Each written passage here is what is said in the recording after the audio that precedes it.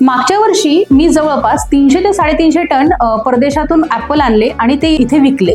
तर माझ्या डोक्यात हा विचार आला की जर भारतामध्ये आपण उत्पादन पाहिलं, जर काश्मीर वगैरे ठिकाणी आपल्या भारतामध्ये ऍपलचं उत्पादन होतं, तर मग हे उत्पादन 12 महिने आपल्याला टिकतं का? तर नाही. तिथे जे उत्पादन होतं ते सीझनल आहे. तर मग मी आणखीन खोलात जाऊन जर अभ्यास केला तर मला असं कळालं की आपला जो ऍपल आहे तो मोस्ट ऑफ द ऍपल हा इम्पोर्ट केला जातो. आपल्याला जो फळगाड्यावर दिसतो त्याच्यावर स्टिकर लागलेले ऍपल असतात, विदाऊट स्टिकर ऍपल असतात, काही 150 रुपये किलोचे असतात, काही 200 रुपये किलोचे असतात. असे वेगवेगळ्या प्रकारचे आपल्याला ऍपल असतात.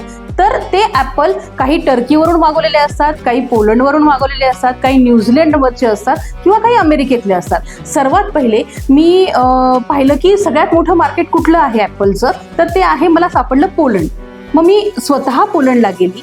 स्वतः पोलंडला गेल्यानंतर तिथल्या व्यापाऱ्यांसोबत चर्चा केली आणि काही कंटेनर फायनलाइज केले. काही कंटेनर फायनलाइज करून मग मी तिथून ते ऍपल स्वतः तिथे उभं राहून सॉर्टिंग, ग्रेडिंग करून कंटेनरमध्ये काही कंटेनर मी माझ्या स्वतःच्या डोळ्यासमोर लोड केले आणि ते भारतामध्ये पाठवले. मग मी माझ्या आलेल्या ऍपलचं मी कस्टम क्लिअरन्स करून त्याची ड्युटी भरून मी ते APMCला आणले. APMC मध्ये आणून मी ते पूर्ण भारतभर डिस्ट्रीब्यूट केले.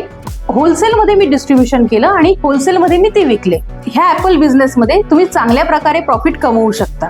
हे सर्व मी तुम्हाला माझ्या ऑनलाईन वेबिनारमध्ये आणि लाईव्ह वर्कशॉपमध्ये शिकवणार आहे. तुम्हाला इम्पोर्ट व्यवसायाबद्दल अजून माहिती घ्यायची असेल तर खाली दिलेल्या लिंकला क्लिक करा.